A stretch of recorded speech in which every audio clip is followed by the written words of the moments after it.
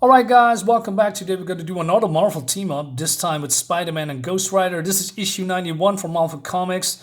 And look at this cover. Isn't this an eye-catcher?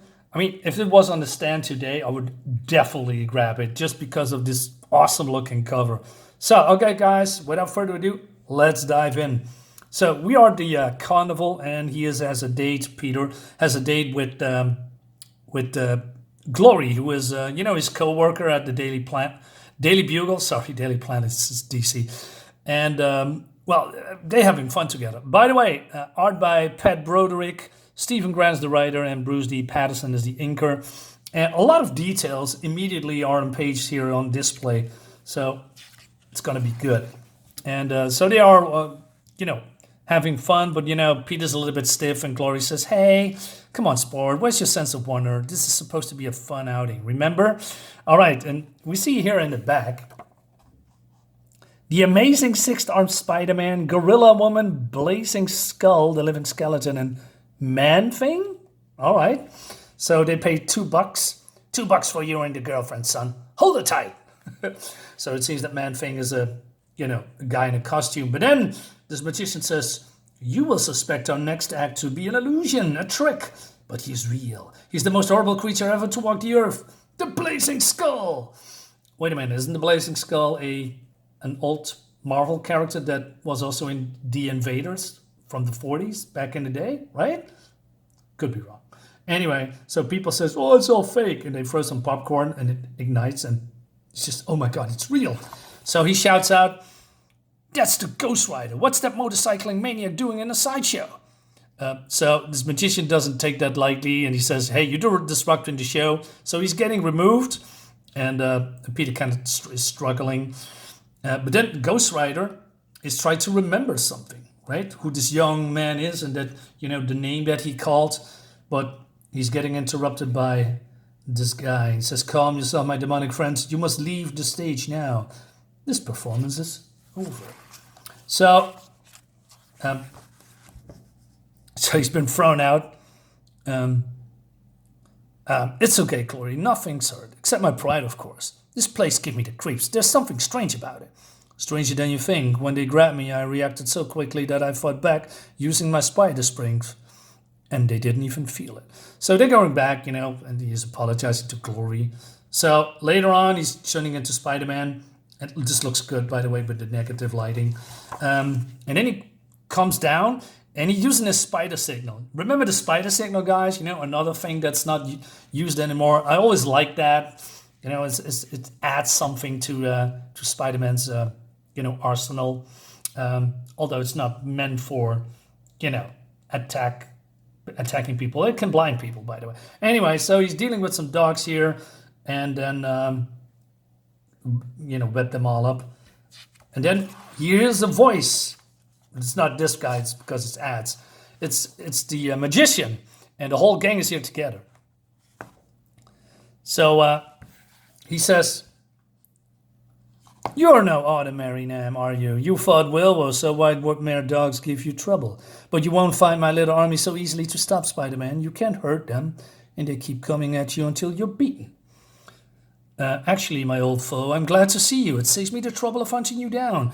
Now that my work is almost finished, I have something very special planned for you, Spider-Man. Something special indeed." But Spider-Man says, "Hey, I don't know you. Who are you, man?"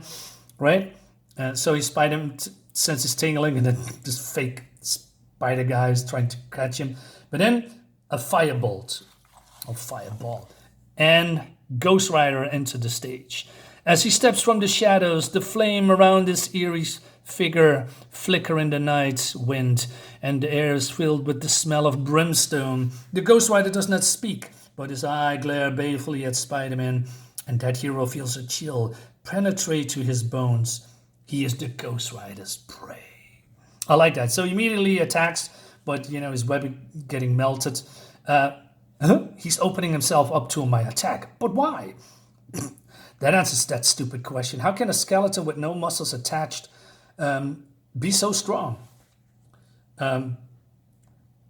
Anyway, so the magician says, "Hey, surrender or die," right? But Spider-Man says, "Nope, I'm getting out of here." So he's going on top of the roller coaster, and all these hypnotized goons are going into this cart, and then the magician says, "You, Ghost Rider, make my will your will and create your motorcycle of flame." The demonic figure nods mutually and turns, and then a bolt of fire leaps from his fingers and charge the air. Softly, suddenly begins to take on form and substance. So from both sides, there is people coming to, deal with Spider-Man. And he says, "I can't come down," but it's because way more people down below.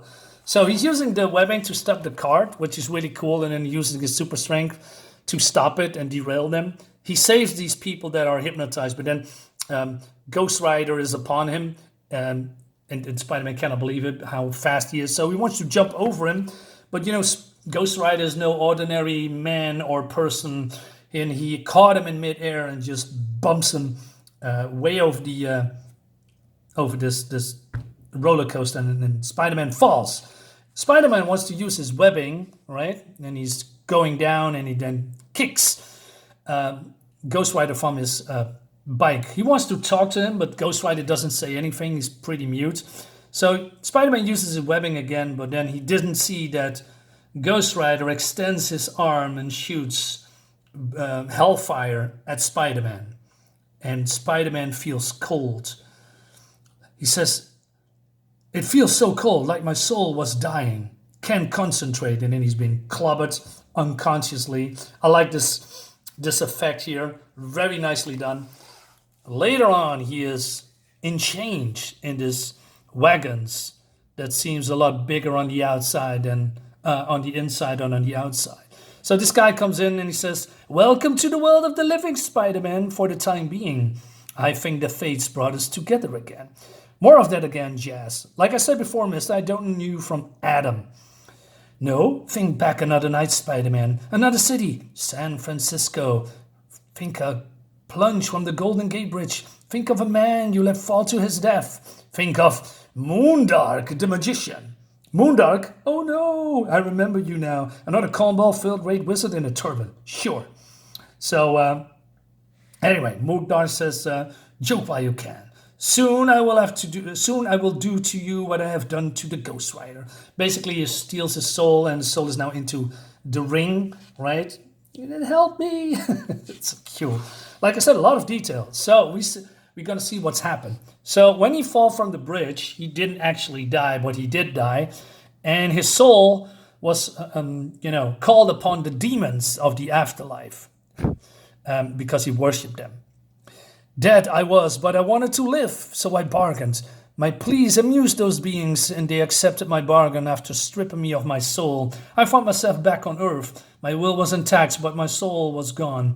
And there, scant yards away, was a carnival. This carnival, in need of a magician." So basically, he applied for a job, he did some parlor tricks, and then he made an orb of souls. And slowly but surely is absorbing all the souls of the people that worked in the carnival, including Johnny Blaze, because they hired him. Johnny Blaze was a stuntman back at the time at the carnival. And therefore, he just now controls the carnival and the Ghost Rider. So he wants to offer those souls to his masters so that he can, buy his soul back. He says, "Momentarily, Spider-Man, your soul shall join his." So that's exactly what's going on, right? Again, a lot of detail. So he's using, the orb to conjure some kind of a cloud. The cloud is upon him. "You risk magnificently, but in vain. The more you struggle, the greater the pain shall be when your soul is ripped from you. Feels like cutting knives, cutting into me everywhere. Can't panic. Must be a way out. Think." So he's using his webbing to, grab the ring, the ring where Johnny Blaze's soul is in it. And Moondark says, "No, you can't, not my ring." As the mist engulfs Spider-Man, he fails to see a quicksilver-like bubble rising from the ring, as silently and softly as the butterfly. So, and then pain engulfs him, and he's done for. Gently, Spider-Man begins to sink into the numbness at the center of the pain, when suddenly a bolt of flame rips past him, guiding back to consciousness. The encroaching mist recoils and slithers back to the safety of the orb. It's well written.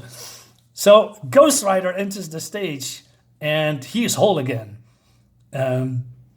You have no protectors. Prepare yourself, Moondark, for now you must pay for your unholy crimes. But Moondark is not impressed. He says, I still have my followers of the Carnival. So they tackle him, but, you know, Ghost Rider is way too strong. A ring of flame will stave them, and your time is at hand. Burn, you who robbed innocent of their souls. Burn at the cold touch of hellfire. Stop it. You don't know what that feels like, you maniac. It's horrible. Not even Moondark deserved that. The laughter chills Spider-Man to his marrow, and then he realizes it comes from beyond the Ghost Rider. This is also very cool and well done. Lots of detail, like I said before.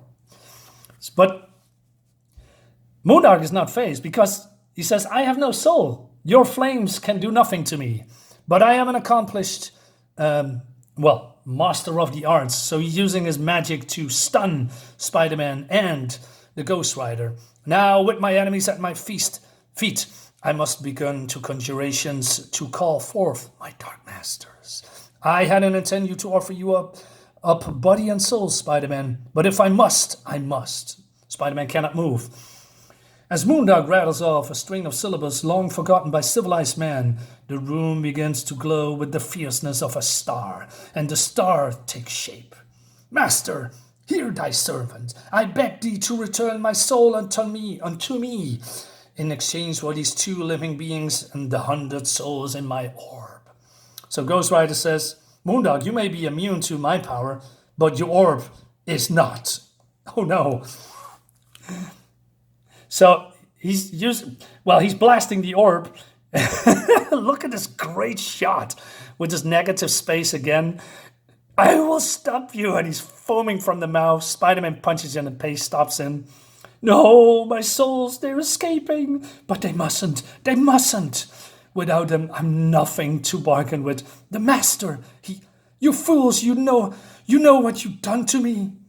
So the souls are being returned by the cloud, right? And all these people say, wow, was it all a dream? What's happening? Perhaps.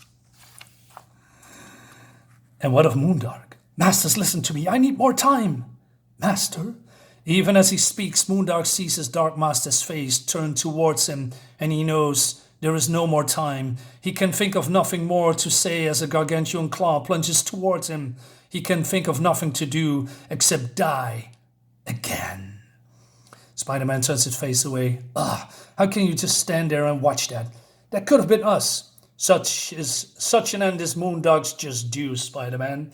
He thought he could escape the fate his action has brought upon him, but none may thus escape. Justice must be served, and its servant is the Ghost Rider. And it brings us to the end of the video. What an awesome story, man. Oh man, I have the Dutch versions.